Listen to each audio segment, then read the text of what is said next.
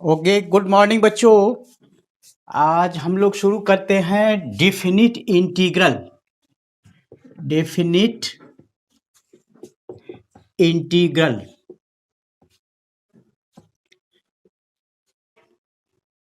तो इसमें definite integral shows the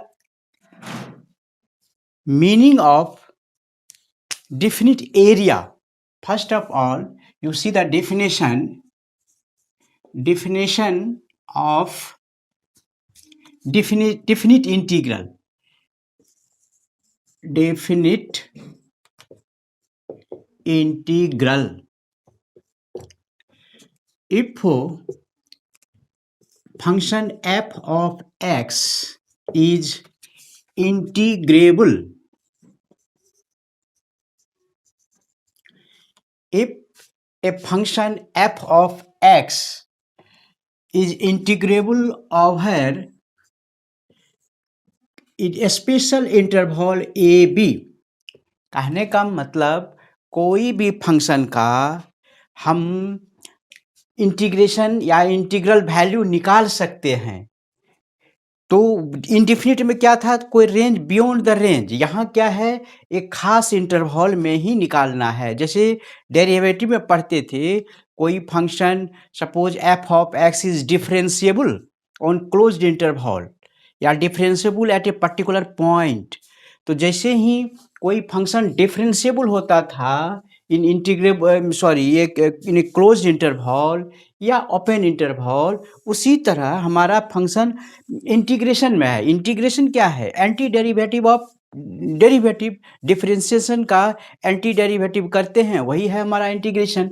तो F of x is integrable over this interval a b, then it is written as f of x in this interval a b, एक b के बीच में ये integrable है, is equal to f of x, capital f of x, और in this interval a b. और जब इसका निकालते हैं वैल्यू डाल के, एक बार अपर लिमिट डालते हैं, F of B minus F of A, where capital F of x is integral value of small F of X. कहने का मतलब ये जो है, ये स्मॉल एफ ऑफ एक्स का इंटीग्रल वैल्यू है capital F of X plus C. ये capital F of X plus C, small F of X का, जैसे साइन एक्स का इंटीग्रल वैल्यू क्या होता है, माइनस कॉस एक्स, तो वही माइनस कॉस एक्स की जगह कैपिटल एफ ऑफ एक्स है। और इसको जब हम लोग तोड़ते हैं तो इस तरह से देखिए, ए बिटवीन ए एंड बी, मतलब इस इंटरवल में इंटीग्रेबल है, मतलब इसके बीच में ब्रेक नहीं है, इस क्लोज इंटरवल में ब्रेक नहीं है। तो इस तरह से हम लोग निकाल लेते हैं। हमने बताया इसका इंटीग्रल वैल्यू क्या होता है, capital F of X plus C, इस इंटरवल में ए बी में। तो एक बार अपर लिमिट डालते हैं, F of B plus C minus, फिर स्मॉल ए डालते हैं, F of A plus C. इसको जब सिंप्लीफाई करेंगे, प्लस सी माइनस से कैंसिल होगा, तो F of B minus F of A, इस तरह से।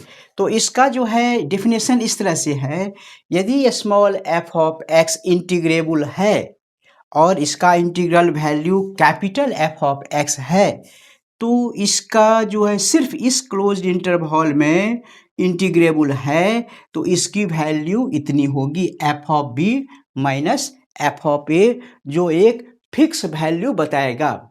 जैसे कि ये हो गया हमारा, किस तरह से ड्राइव करते हैं डिफिनेशन या इवेल्युएट करते हैं। देखिए, फॉर एग्जाम्पल है क्या, इवेल्युएट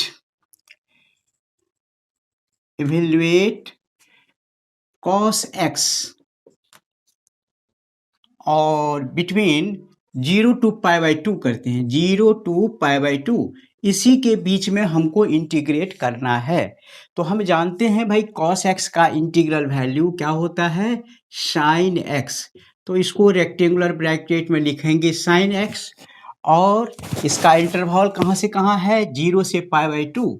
तो 0 से π/2 तो एक पहली बार में अपर लिमिट डालेंगे साइन π/2 x की जगह अब माइनस साइन 0।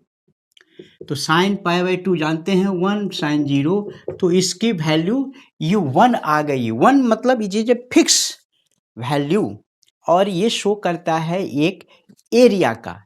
ये क्या है, cos x इस तरह से है। देखिए अभी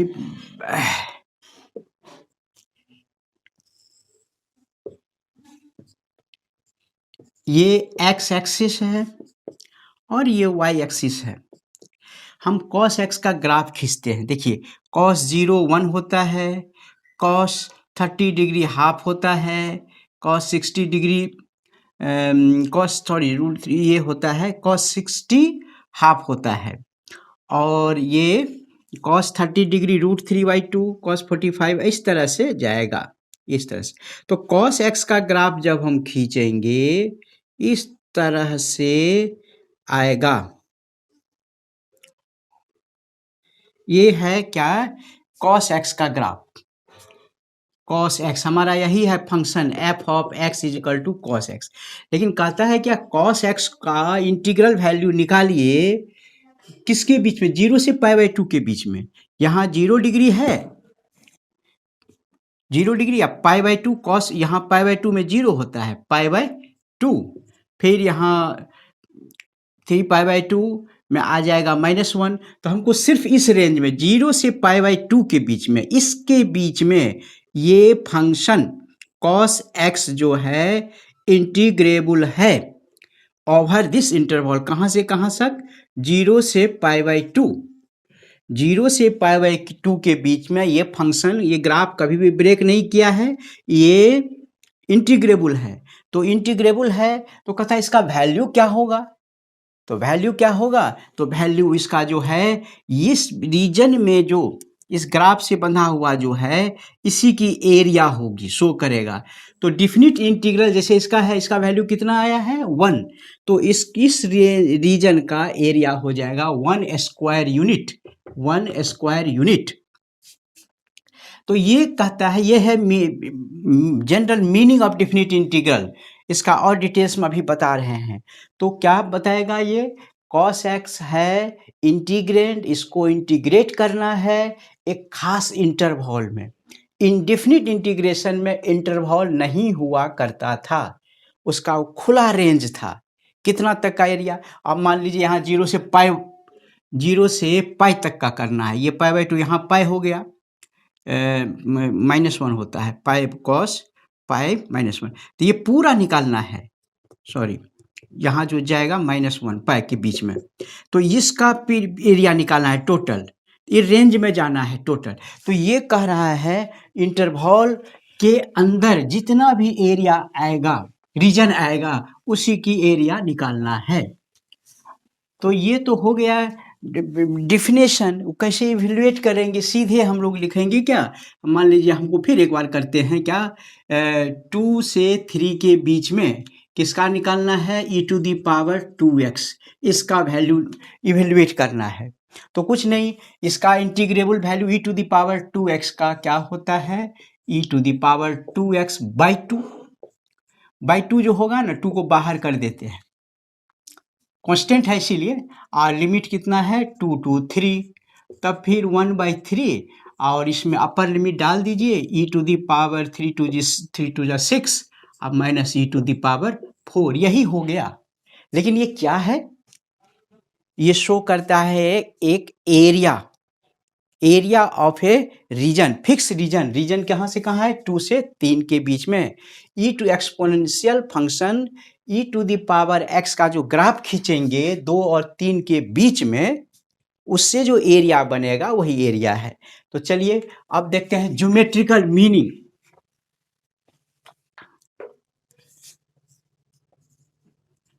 ज्योमेट्रिकल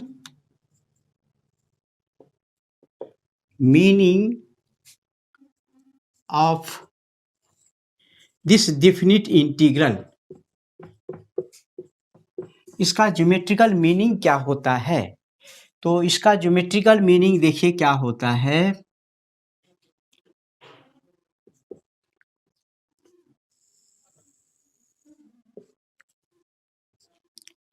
ये हमारा y एक्सिस है, ये x एक्सिस है, एक ये फंक्शन f ऑफ x का, इसका ग्राफ मान लीजिए हम खींचते हैं तो ग्राफ हमको ऐसा मिला। ये ग्राफ है, किसका ग्राफ है? तो f ऑफ x का। ये किसके किसके बीच में है? ग्राफ तो लंबा जाएगा, टूटेगा कभी नहीं टूटेगा। तो यहाँ पर ये ग्राफ हम खींचे हैं फिक्स इंटरवल में, कहाँ से? x इजिकल टू a से लेके और फिर यहाँ b के बीच में, b के बीच में a और b।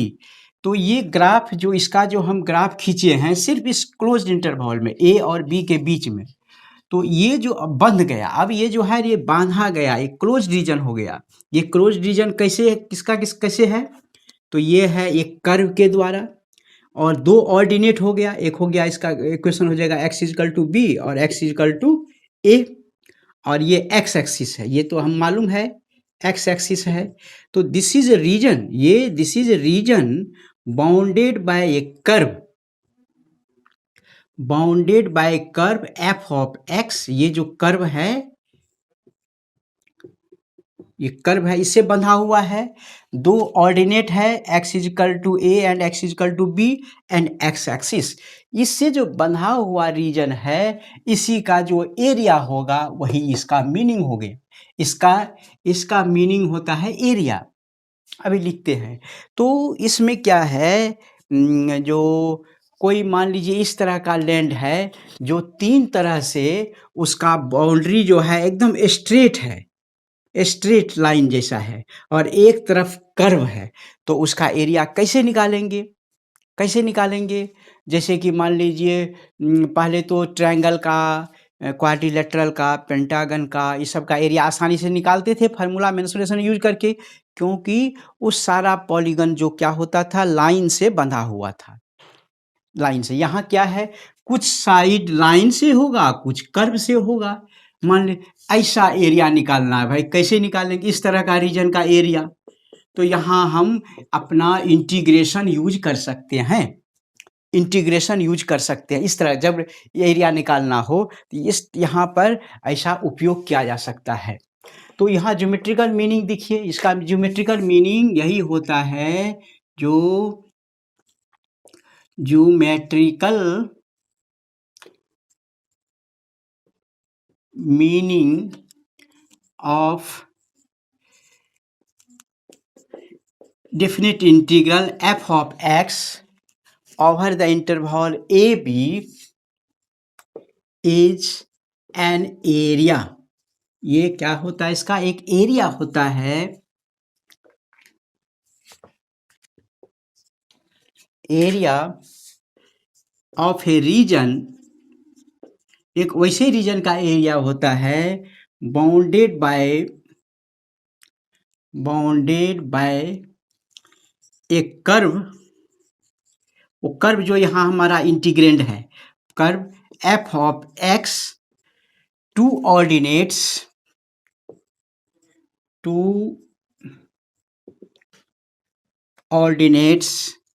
x is equal to a, x is equal to b and x axis, x axis. तो ये जो है ये डेफिनिट इंटीग्रल का मीनिंग जो हुआ, ज्योमेट्रिकल मीनिंग जो हुआ, एक एरिया को शो करता है, एक क्षेत्रफल को शो करता है। वह कैसा क्षेत्रफल? उस क्षेत्र का क्षेत्रफल जो इस कर्व से बंधा हुआ हो। दो ऑर्डिनेट्स, ये जो लिमिट है हमारा ए और बी, क्योंकि ये x के रिस्पेक्ट में है तो x is equal to a, x is equal to b. यहाँ y के रिस्पेक्ट में होगा तो y is equal to a, y is equal to b हो जाएगा। तो ये एरिया कर्व के द्वारा, दो ऑर्डिनेट के द्वारा और x एक्सिस के द्वारा जो बना हुआ वही इसकी एरिया हो गई। तो अब थोड़ा सा इसको हटाते हैं। सबसे पहले सीखते हैं हम लोग। अब एक है क्या, definite area as a limit of sum, या definite integral as a limit of sum, वो हमारा सिलेबस से हटा दिया है। सिर्फ इसका एप्लीकेशन एरिया निकालने के लिए दिया है। तो ये सब काम करने से पहले हम लोग इनडिफिनिट का तो इंटीग्रेशन जानते हैं कैसे, 3-4 मेथड से, by substitution, by partial fraction, by parts और बाय यूजिंग डिफरेंट आइडेंटिटीज, ये सब करके निकालते हैं। यहाँ भी वही करेंगे, वह निकालेंगे और लास्ट में लिमिट का वैल्यू डाल देंगे, लोअर लिमिट, अपर लिमिट। लेकिन बनाते समय कुछ सावधानी बरतेंगे, जो अभी बता रहा हूँ, कैसे इवेल्युएट करेंगे और तब इस पर प्रॉपर्टी सब, गुण सब बताएंगे, क्या सब डेफिनिट इंटीग्रल का गुण है।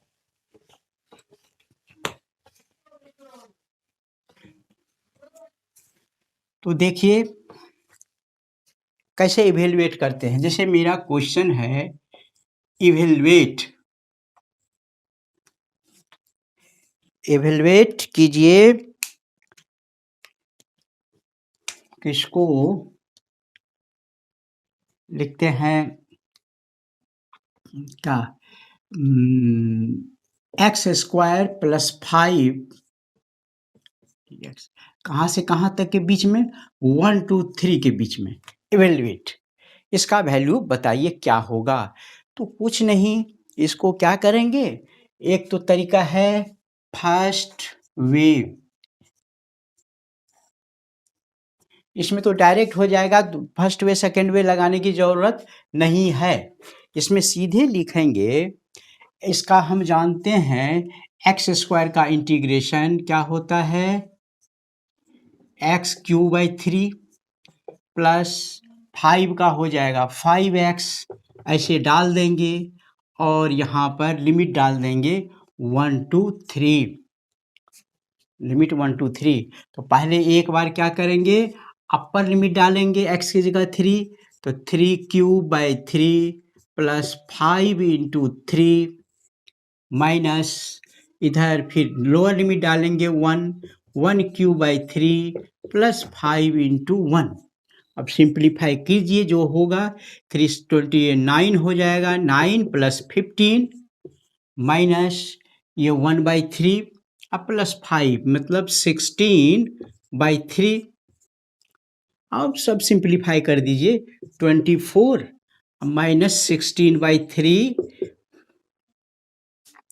तो 72 माइनस 16/3 ये हो जाएगा 6, और यहाँ 6 माइनस 56/3।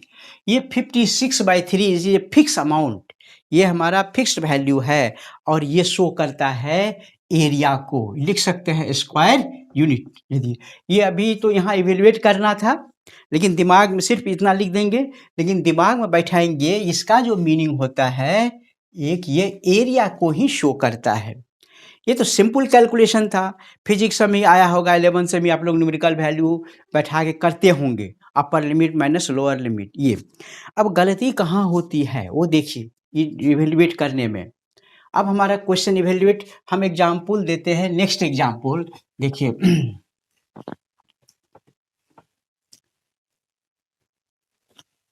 नेक्स्ट एग्जाम्पल देते हैं, जो evaluate tan inverse x upon 1 plus x square, और यहाँ दे देते हैं 0 to 1, 0 to 1।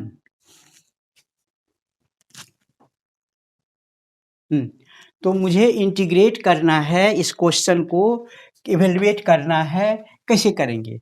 तो हमारा इंटीग्रेंड में फंक्शन एफ ऑफ एक्स की जगह ten inverse x upon 1 plus x square है। तो ये तो डायरेक्ट नहीं होगा, तो इसमें कोई मेथड लगाना पड़ेगा। डिफिनिट इंटीग्रेशन में जो मेथड सब यूज करते थे, सब्स्टिट्यूशन का, बाय पार्ट सब का, तो यहाँ पर सब्स्टिट्यूशन काम आएगा। सब्स्टिट्यूशन इसलिए काम आएगा कि हम देखते हैं कि derivative of tan inverse x होता है 1 अपॉन 1 प्लस एक्स स्क्वायर। तो एक का डेरिवेटिव दिया हुआ है नीचे, तो यहाँ हम सब्स्टिट्यूशन मेथड बनाएंगे और बनाने के लिए क्या करते हैं वह देखिए। एक तरीका ऐसे करेंगे, फर्स्ट वे, पहला तरीका गलती से बचने के लिए, गलतियां न हो जाए, तो यहाँ लिखते हैं let tan inverse x is equal to t.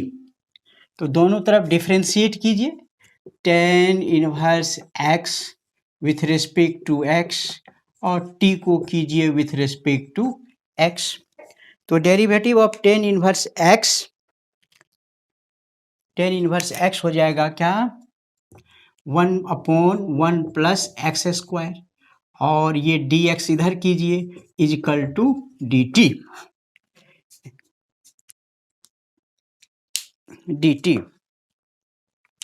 तो यहां अब हम लोग क्या करते, पहला तरीका में देखिए, फर्स्ट वे जो बताए, तो फर्स्ट वे में हमारा क्वेश्चन ऐसा है, 0 to 1 tan inverse x by 1 plus x square d x equal to, हमने क्या माना टेन इनवर्स एक्स को, टेन इनवर्स एक्स को टी माना, तो टी और d x upon 1 plus x square, d x upon 1 plus x square has become d t. ये d t हो गया, सिंपल हो गया। अब सिंपल मेथड से इसको इंटीग्रेट करेंगे, लेकिन एक चीज, अब लिमिट जो है यहाँ पर क्या था, 0 से 1, 0 से 1, तो यहाँ लिमिट फिर 0 से 1 ही नहीं रहेगा, यहाँ 0 से 1 लिखेंगे तो ये गलत होगा। तो इसलिए, क्योंकि हमारा जो क्वेश्चन था इंटीग्रेंड जो था विथ रिस्पेक्ट टू एक्स था, अब हमारा विथ रिस्पेक्ट टू टी कर दिए हैं, तो हमारा लिमिट भी बदलेगा। वो कैसे बदलेगा, इसके अनुसार बदलेगा। ये तो नाउ लिखेंगे tan inverse x is equal to t. तो इसमें जब x का वैल्यू जब 0 था, लोअर लिमिट, यहाँ लिखेंगे when x is equal to 0, lower limit x is equal to 0, तो t जो है हमारा होगा टेन इनवर्स x की जगह 0 कीजिए, टेन इनवर्स 0, प्रिंसिपल वैल्यू इसका 0 होगा। और सेकेंड अपर लिमिट जब लेंगे x is equal to 1, when we put x is equal to 1, तो t हो जाएगा टेन इनवर्स 1, और टेन इनवर्स 1 का प्रिंसिपल वैल्यू पाई बाई 4। तो लिमिट इस तरह से चेंज होगा, जब x में 0 था तो t में आ गया 0, तो t में आ गया 0, जब x में 1 था अपर लिमिट तो t में आ गया पाई बाई 4, तो लिमिट हमारा यहाँ आ गया 0 टू पाई बाई 4। इस तरह से होगा 0 टू पाई बाई 4। तब यहाँ पर t का हो जाएगा कितना, integration T square by two को ऐसे करते हैं, बाहर कर देते हैं, 0 से पाई बाई 4 और हाफ, और टी स्क्वायर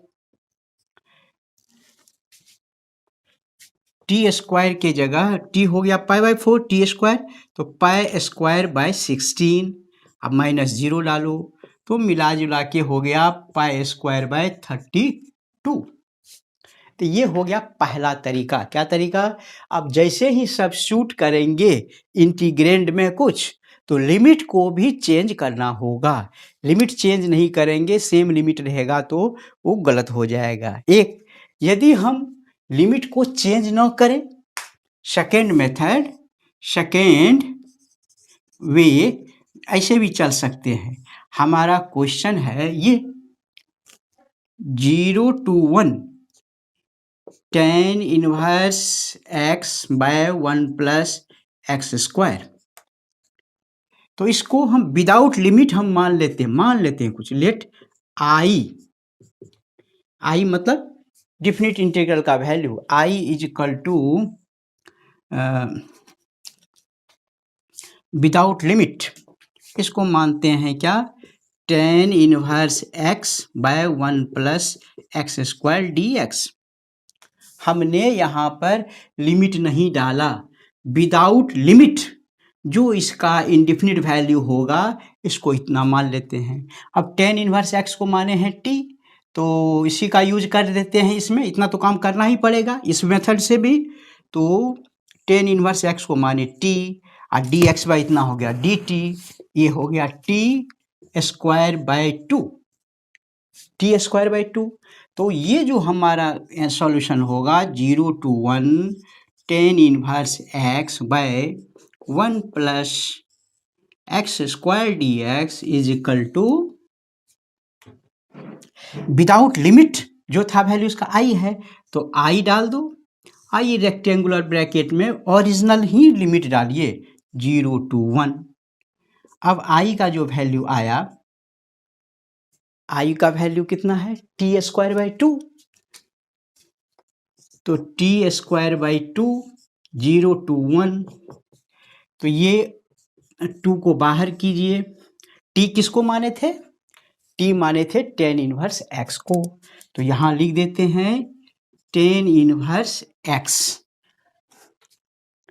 टी स्क्वायर 2 नीचे आ गया है, तो ये हो जाएगा tan inverse x whole square 0 to 1, limit वही 0 to 1। तो यहाँ पर अब अपर लिमिट डालिए tan इनवर्स x, तो tan इनवर्स 1, तो 1 जैसे ही हुआ पाई बाय 4 हो गया, पाई बाय 4 का स्क्वायर, तो पाई, ये ऊपर वाला छूट गया ये, तो 1 बाई 2, अपर लिमिट डालेंगे tan inverse 1 pi by 4 whole square, तो पाई स्क्वायर बाय 16, अब माइनस 0 डालेंगे 0, तो मिला जुला के यही हो गया कितना, पाई स्क्वायर बाय 32, दोनों में वही पाई स्क्वायर बाय 32। यहाँ सिर्फ क्या हो गया, पहले वाले क्वेश्चन में सब्स्टिट्यूट कर दिए टी में, आप पूरी तरह से टी में आ गए, लिमिट के साथ लिमिट भी चेंज कर दिए। जब x में लिमिट था 0 1, तो टी में आ गया 0 से पाई बाय 4, अब पुराना रिश्ता ही खत्म हो गया, अब नया रिश्ता आ गया टी वाले में, तो कैलकुलेट करके जो आएगा डाल देंगे। तो एक तरीका ये हो गया डायरेक्ट। चलिए दूसरा तरीका है क्या, कुछ देर के लिए डिफिनिट को इनडिफिनिट में बदल के आई इजकल टू इतना मान लीजिए। आई का जो वैल्यू है, जब फाइनल में जब आई निकल जाएगा तो ये इसका डिफिनिट निकालने के लिए, तो फाइनली में इनडिफिनिट का वैल्यू आई था, लिमिट बैठा दीजिए, ओरिजिनल फंक्शन वापस कीजिए, tan इनवर्स x बैठा दीजिए।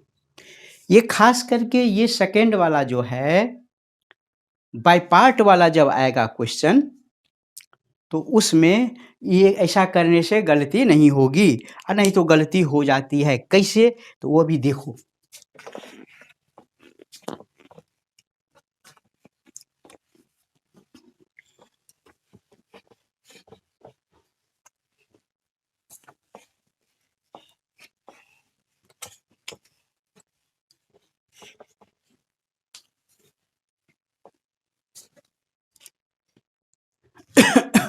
मान लीजिए हमको हमारा क्वेश्चन है evaluate x into e to the power x into e to the power x between 2 to 5, 2 से 5 के बीच में इसको इंटीग्रेट कीजिए। तो इसमें क्या है, ये जो टूटेगा वो बाय पार्ट टूटेगा, इसमें सब्स्टिट्यूशन काम नहीं करेगा। दो तरह का फंक्शन है, एक अलजेब्रिक है, दूसरा एक्सपोनेंशियल है। इसमें काम आएगा कौन, ILATE, जो आइलेट बोलते हो, ये अलजेब्रिक पहले आएगा और एक्सपोनेंशियल बाद में, अलजेब्रिक पहले। तो इसमें जब हम लिमिट लेके चलते हैं डायरेक्ट देखिए, फर्स्ट वे यदि चलते हैं क्या होता है, x, क्वेश्चन एक बार लिखते हुए चलते हैं, ये है 2 to 5, between 2 and 5, x into e to the power x dx। तो जब ये हम तोड़ेंगे बाय पार्ट्स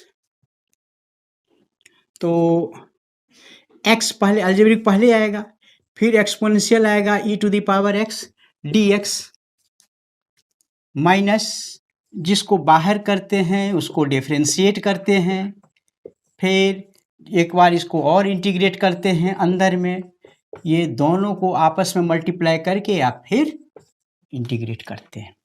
ये तो हो गया कब, जब जो है बिना लिमिट का है तब। अब बच्चे यहाँ क्या गलती करते हैं वो देखो, यहाँ देख रहा है क्या बच्चा जा लिमिट 2 to 5, तो लिमिट भी डालना है तो 2 से 5 भी डाल दिया, यहाँ भी 2 से 5, यहाँ से 2 से 5।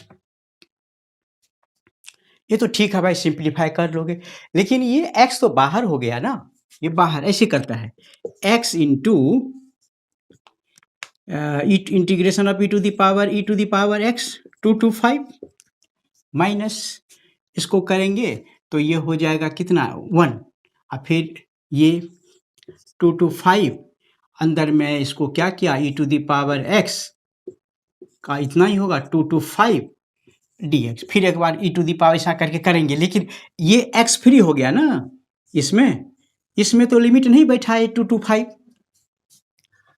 जबकि इसमें भी बैठेगा x की जगह अपर लिमिट एक बार, लोअर लिमिट 2 में। यदि ये कंट्रोल है तब तो कर दोगे, एक ही बार करेंगे, इसका हो जाएगा क्या करेंगे, पहला वाला देखिए इसका सही रूप, ये गलत रूप है, ये गलत तरीका है, इसका सही तरीका यहाँ है x e to the power x का हो जाएगा e to the power x, दोनों मिला के तब लिमिट लिखेंगे माइनस, ये तो सही है, ठीक है।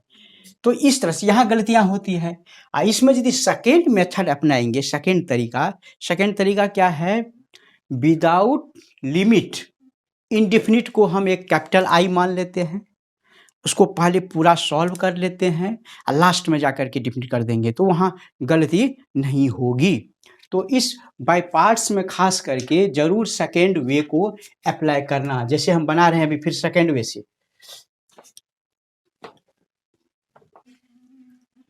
इसमें मान लीजिए जो लेट हम बिना लिमिट का मानते हैं, let I capital I is equal to x into e to the power x dx। अब इसको इंटीग्रेट कीजिए, x तो बाहर आएगा, E to the power x dx minus फिर जो बाहर आया उसको डिफरेंशिएट करेंगे, फिर इंटीग्रेट कीजिए। ये जो इंडेफिनिट में चलता था वो हम लोग जानते हैं, इस तरह से इसको करेंगे। तब अगला स्टेप में जो तोड़ेंगे x into e to the power